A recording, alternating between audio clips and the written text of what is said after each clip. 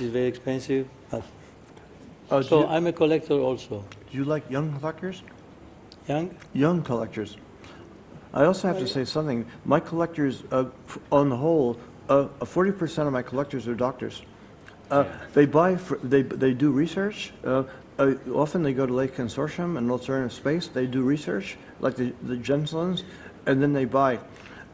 It's very rare that I have somebody who's not intellectual. But Massimo is very good for me because, in a sense, Massimo is intellectual. Well, but nobody likes intellectuals anymore.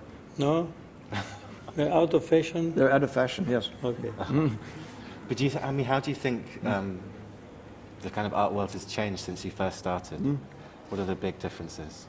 It's completely different. It's completely something else. And, I mean, the world changed since then. After Ryanair, the world is different. After Ryanair and Google. I told you I opened the gallery without telephone. Yeah. I made one of my first sale like this.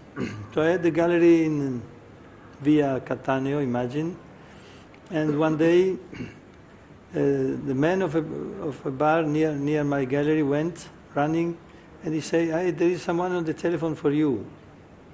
It was a collector from Genova, and he bought a piece of an artist from my gallery on the phone, calling me. So how he found me?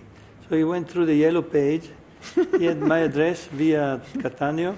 He looked in the yellow page, the next bar via Cattaneo. He phoned to the bar. He asked to the man to come to my gallery, and on the phone we made a deal. So imagine today is completely different, the world. At that time, when I finally had the telephone, to make international call, you had to dial a number. It was number 15, let's say.